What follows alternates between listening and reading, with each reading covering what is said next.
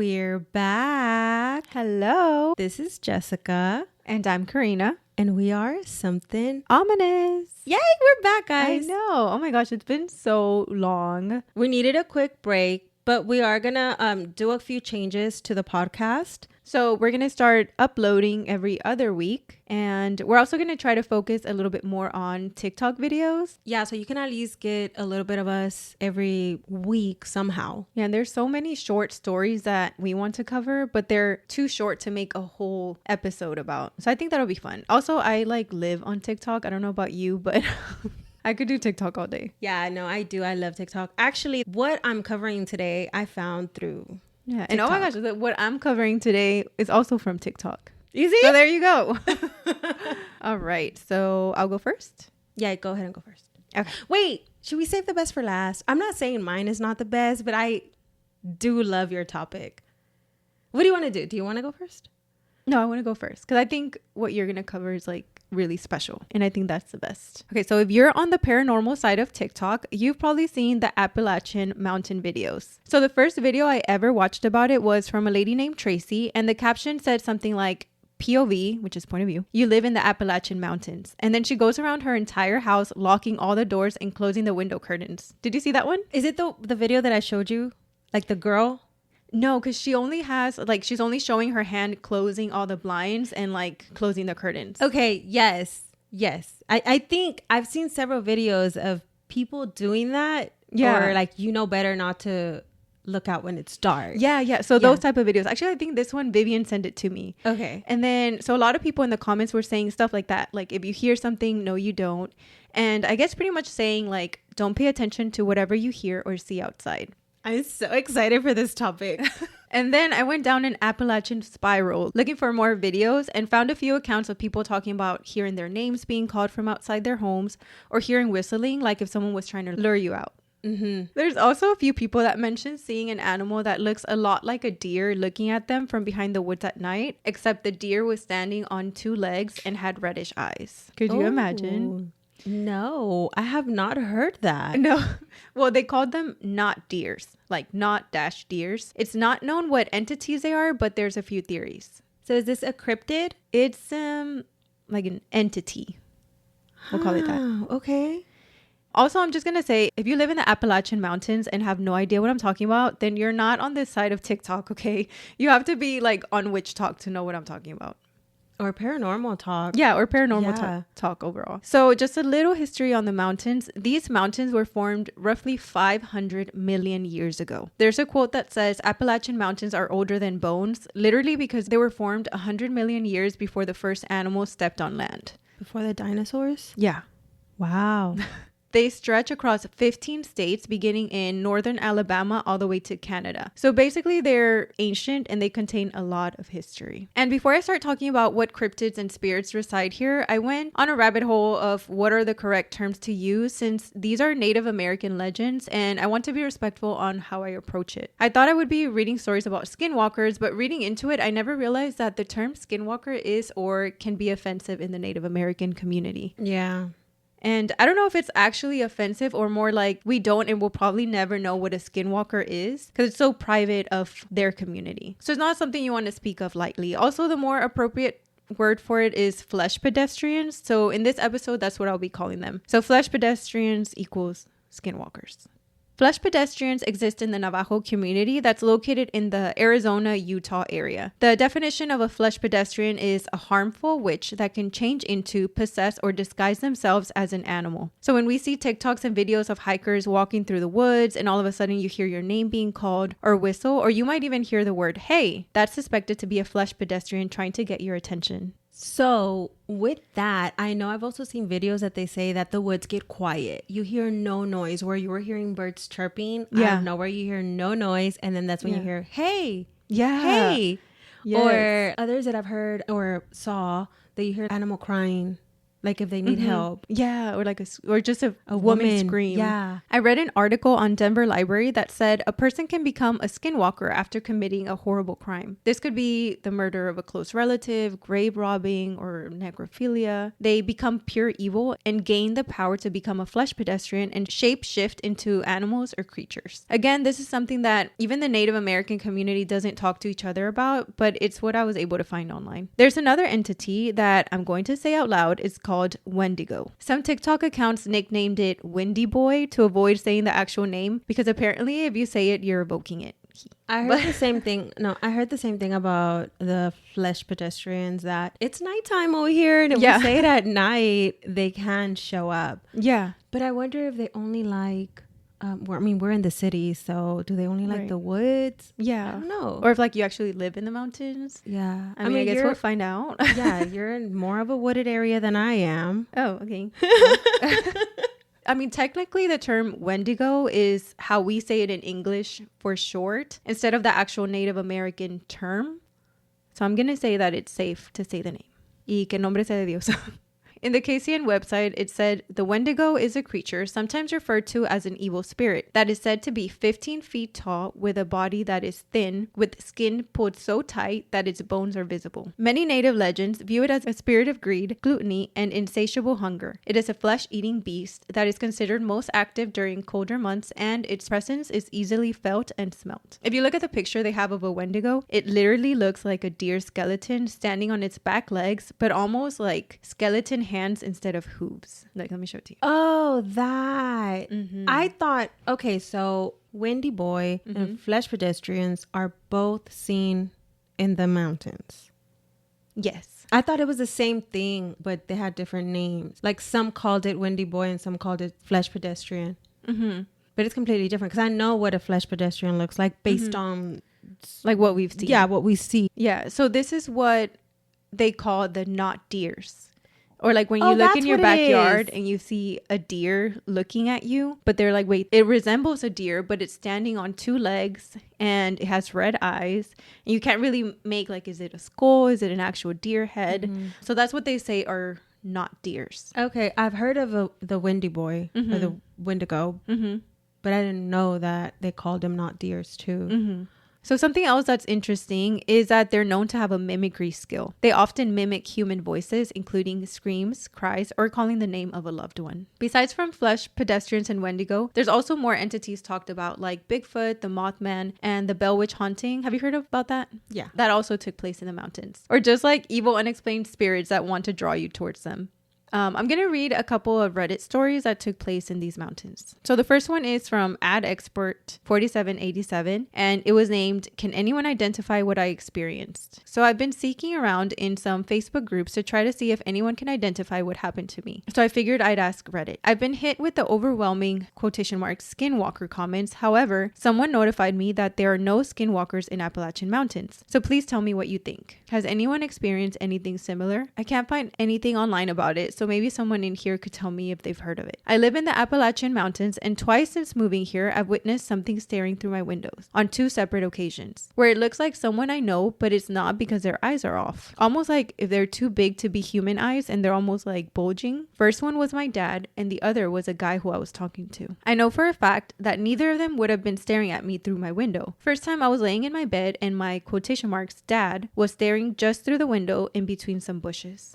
Second time was years later. I was in a different room, and the foundation is taller due to my land being on an incline. So I got up close to the window, and before I actually got to do it, I got this weird feeling as if something was there, and lo and behold, I was looking in its eyes and it was staring up at me. Never acknowledged it either because I'm not dumb, but does anyone have any idea what it could be? And so this is like the type of creepy things that happen in the mountains where you can't identify what the entities are, but just like weird shit happens. Kind of like a mimic, it seems like. Like an entity that disguises itself as someone else. The next story is from Brooke-T066. I'm not really sure if you have ever heard how the Appalachian Mountains are supposedly haunted. I didn't believe it at first as I live in the Appalachian Mountains.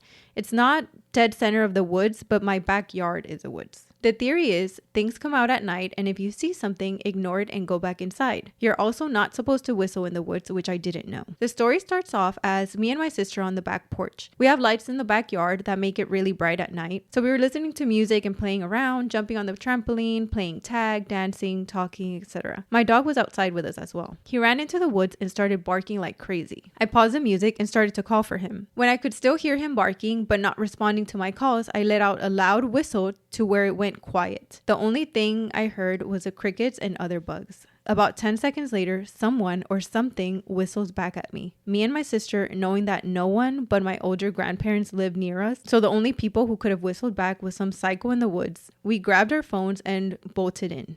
We found my mom and told her what happened, only for her to tell us that she was scrolling on Facebook and saw one of her friends post talking about how the same thing had happened to her. She was taking her dog out and whistled for him to come back, only to get a whistle in response. The scary thing is, it happened 10 to 15 minutes prior, and she only lives 10 minutes away from us. Also, don't worry, our dog came back like 5 minutes later. Oh, good. I was about to ask what happened to the dog. Is he okay? I would have probably risked my life for that dog to come back. But it's crazy. I mean, imagine you like whistle and then someone whistles back. Yeah. In like the dark woods. No, that's creepy. I feel like this one could have been like just a creep staring at them from inside the woods. It could be anything. I mean, it could be anything. That's super creepy. That is something I've heard, though, not to whistle or whistle back if you, whatever. At a certain time, you don't whistle. Yeah. I've heard of that. I saw in one of the comments, this was a comment from Low Balance 4404, and they said that, I mean, this is an urban legend, but these are the rules of living in the mountains. 1, never be in the woods from dusk till dawn. 2, never leave the marked trail. It's marked off for a reason. 3, if you hear voices close to you, they're far away. But if the voices are far away, then they're near. 4, do not whistle or sing in the woods. And 5, never look too hard into the trees. Oy, and we want to go hiking? I know. You know, maybe. I take that back. Dude, I totally understand the never look too hard in the trees. Because has it ever happened to you when, I don't know, like you're in the woods or whatever and you start looking too hard and you start seeing like faces staring back at you? It happened to me today. I thought I saw a snake, but not a face. But I was staring and I was like, is that a snake hanging? Oh my God. Wait, where were you? At the house. Oh, girl. But the tree was there and Sophie was going around and I was like, wait, what is that? What is hanging? It was a leaf, but I mean, yes, I get it. Yeah. Well, those are the TikTok Appalachian Mountains. I love it. I love stories like that. Me too. I don't know why. Why do I like scary stuff? All right. Well, you ready? All right. Well, it's my turn now. So my research was originally centered on deathbed visions. However, I found that the topic became increasingly scientific. Now, it's clear that science has yet to fully explain the phenomena of spirituality or death visions. Although we do not have a complete understanding of how these experiences occur, it is evident that many people encounter them. So given the scientific focus of much of these articles that I came across, I decided to adjust my approach. I'm now covering a broader human experience of death and the impact it has on those who witness it. I don't want to downplay science, but the thing about these articles was that they labeled almost everything to be hallucinations or coincidences. Now, some cases, you know, it may be, but there was just no answer to the phenomena. So I just kind of like left it at that, and I wanted to focus more on what family, nurses, caretakers experience. Yeah, you know? like the more spiritual side of it. Correct. Yeah, I was like, nah, I want to know the experiences. All right, so deathbed visions, end-of-life experiences, and dreams have been documented for many years. If you don't know what that is, it's when a person on their final days have clear visions of people visiting them. Some of these visions are heartwarming and some are scary. They may see strangers or loved ones and get them confused with the living. Some have dreams. When they have these dreams, they're very vivid. They can't tell they're dreaming or if it's real life. Their dreams or visions are sometimes of a loved one that passed and is trying to guide them, sometimes even asking them to follow them or extending a hand as if saying, come with me. So they genuinely believe that their loved one is there visiting them, and at this point, they don't know what reality is. They can see a stranger. Some see Jesus. Others see celebrities who have passed. They may also see angels or even a cloaked figure in the room. Now, I couldn't find anything, and I was really digging hard to find it. That one TikTok. So this one TikTok made me want to research this specific topic. Now, I'm going to tell what I remember, not the full story because I couldn't find the TikTok. Do you remember like a few months back, there was this stitch going around saying, tell me the scariest thing that has happened to you. I'll go first. Yeah. Okay. One of those videos was of a girl recalling the last few days of her grandmother in hospice. She said her grandmother kept talking about this black figure with big wings hanging on the ceiling and it was coming for her. Now, I don't remember the video like in full detail, but I do remember that the girl said her grandmother had this look of fear staring up in the ceiling before she took her last breath. Oh, no. Yeah. That's really sad. Dude, that is really sad. I did wonder, like, what did she see? Why was she so scared? Is it something that maybe she did? I don't know, because I don't know what people see, right? Is it something that she did in the past? I wonder what happened in her early life and what did she see? But I got the biggest chills after watching that TikTok. And then I was like, wait a minute. Yeah, because could you imagine? Like, that's the last thing you see. I know, that made me sad. That'd be fucking scary. I'd be scared. But most of what I came across is heartwarming. So that's the only thing that was like extremely scary. So we're getting a little personal, or I'm going to get a little personal. And I did ask permission. What I'm going to talk about next is actually a personal story. Something that happened in the family and I personally witnessed it. So my cousin's son, his name was Tony. He passed at the age of 18. He was diagnosed with 3 types of leukemia when he was 17. It was a rare form of leukemia. There wasn't a lot of research on it. And he chose to live his last few months with his family. Like his biggest wish was for us just to be together and be there with him. So I remember maybe like 2 days before he actually passed, we'd gone over. I'm not sure if you were there, but I know there were several people there. And I remember that he got out of his room and he was, I want to say he was fine, because you know how they say that when someone is getting ready to leave, they have like a burst of energy. That's what we saw from him, like that burst of energy. And he seemed fine. He was playing video games. And I remember that he got out of the room. And then after that, our cousin gets out of the room and she's like, he just said he saw a woman standing in the corner and to tell her to get out of the room. Kind of described her, but they couldn't figure out who it was. So then she's like, message Nancy, which I know we talked about her on the podcast before. We have a cousin that's a medium. She's a medium, can see. Yeah. And I feel like I can't remember anything that she said then. 2 days later, I stopped by. I go, visit him. And it just felt different. It was a different visit. When we walked in, our cousin was quiet. My aunt, who's his grandma, she was, quiet too, of course. I mean, I didn't know what was going on. Was this the day he passed away? Yes. It was the day that we all went. I'd gotten there super early. I know I was off that day. And I don't know, it was probably like 12 p.m. or something. It was like early. Yeah. And I know we would get there, like me, my sister, my family, we would get there late because that's the time that we would get off work. But I know you were usually there by the time we would get there. Yeah. Yeah. Because I happened to be off that day. And I got there and then my aunt tells me like, go see if he knows who you are. So I was like, okay. So then I go and I was like, hey, Tony. And he's like, oh, it's Jessica. And then they're like, what the fuck? He recognized you? And then I was like, what? Like, what's going on? They're like, he keeps seeing people and he like doesn't recognize us. And then sometimes he does. And then I was like, who is he seeing? And it's like, well, he says that he keeps seeing like a bunch of people in the house. And I was like, oh, that's interesting. So I'm sitting down and he's like, I want to watch TV, put on some music videos. And he's like blasting, I can't even remember, but like he loves good music. So we turn on the TV and then he's like, Jessica, can you tell them to move? And I'm like, tell who to move? He's like, the people, they're right in front of there. It's 3 people. They don't let me see the TV. And then he kept swatting them away. He's like, move. When there was no one there. I mean, no one that I saw. Like no people. Yeah, no. And then I was like, how do they look? So he describes a bald man with glasses, tall. Yeah. And then he says that it's a woman and then it's another man. And they're just standing in front of the TV. I can't remember much after that because I know our cousin was like, can you call Nancy? So then I call her. And I'm like, hey, he keeps seeing people.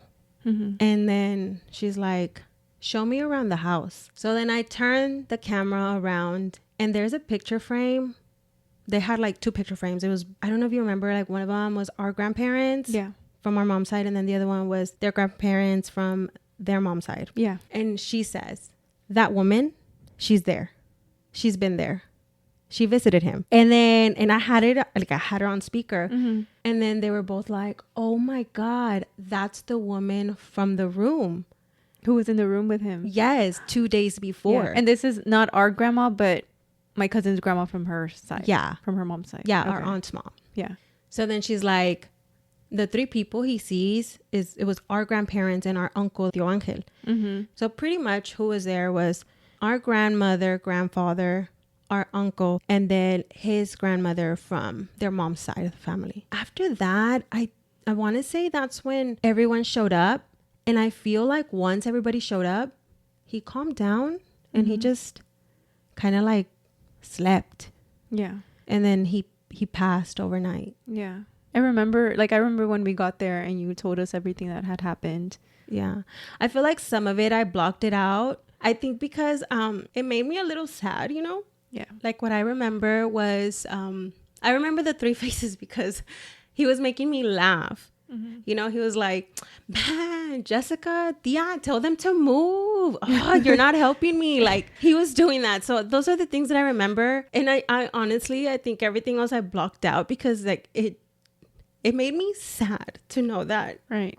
He was leaving so young, you know? Yeah.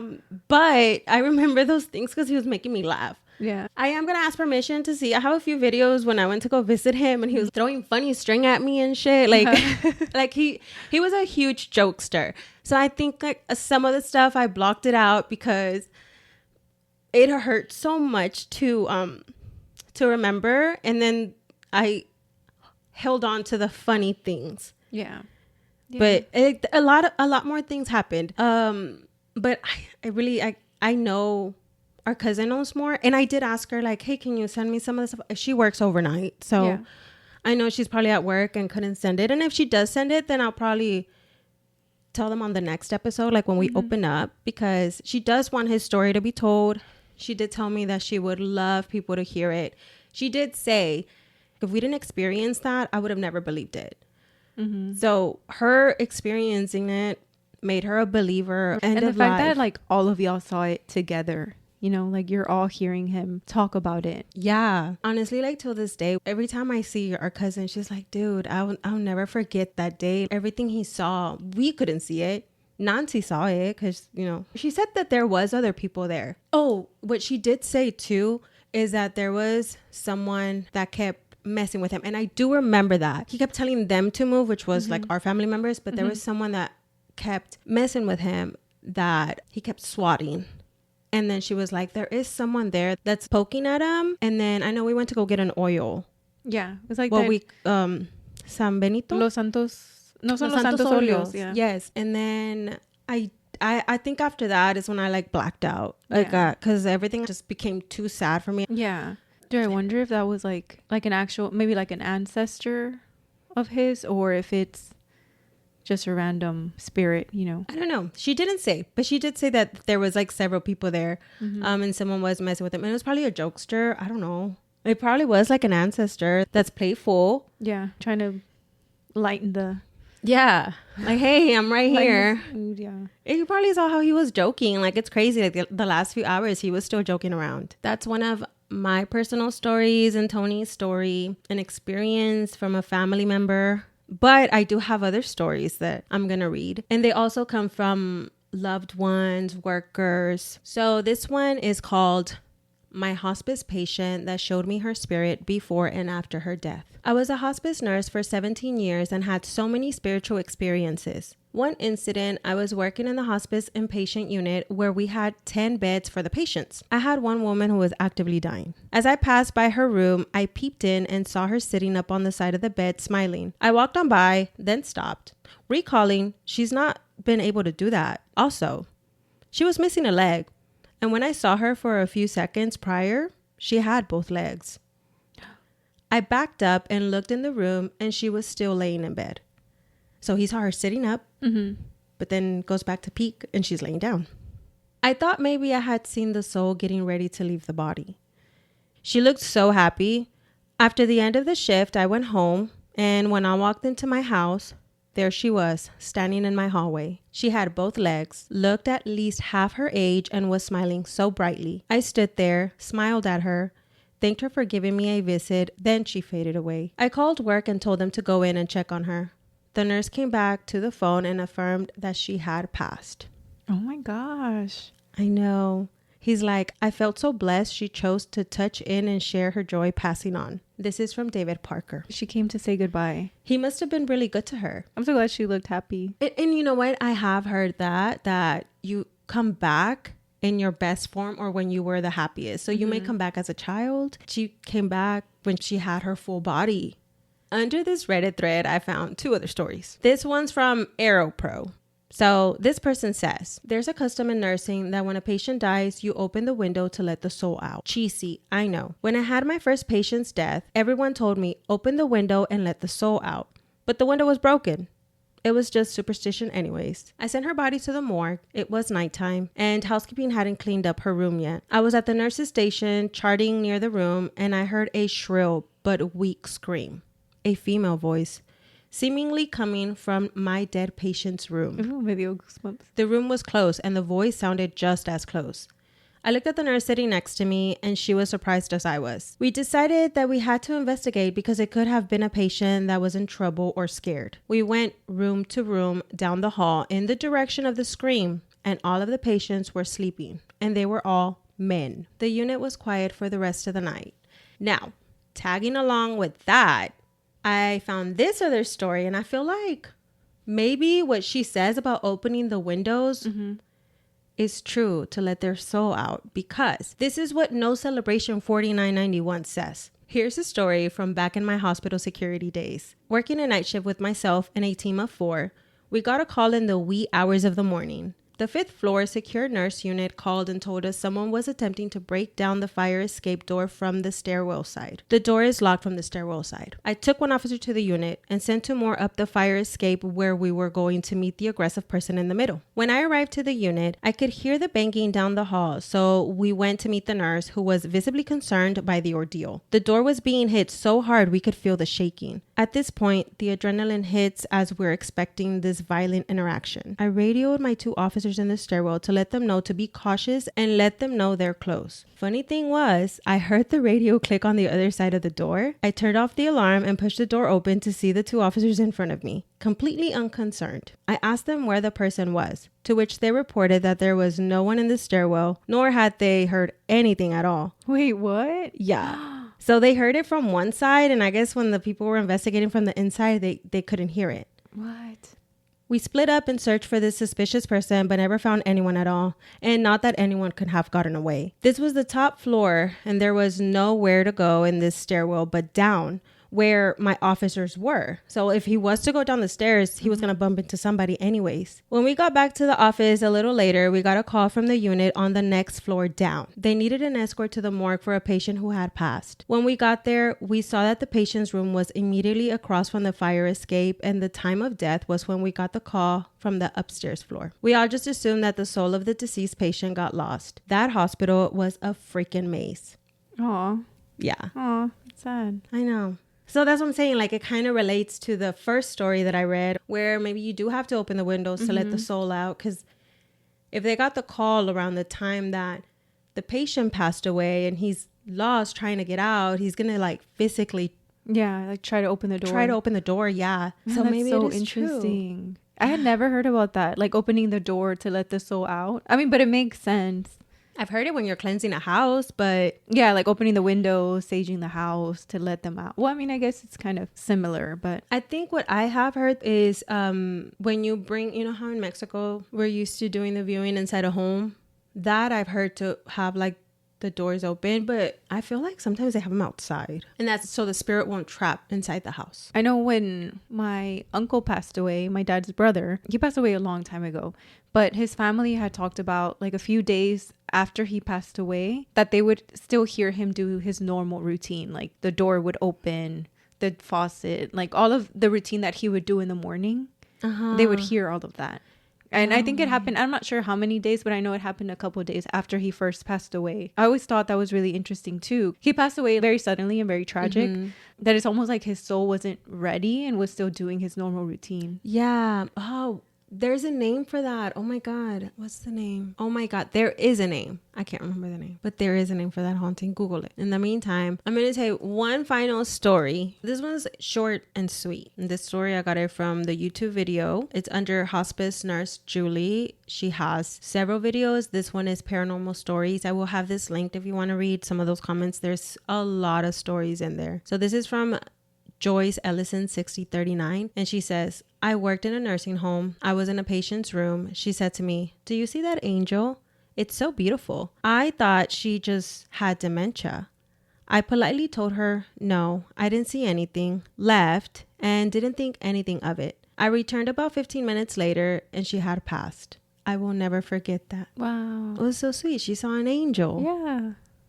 I hope I see an angel whenever I pass. Yeah. I hope I see like my grandparents, my tío Ángel, Tony, like all your loved ones there, like our cousin. Like I hope all of them, everyone's there. Yeah. I mean, besides the painful death, or I mean, I guess a family that stays grieving, but at least there's that piece of someone that loves you and that you love is waiting for you. Residual haunting.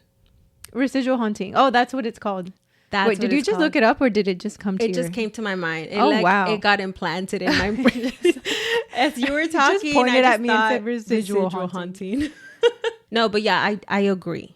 I agree. See, everybody. Okay.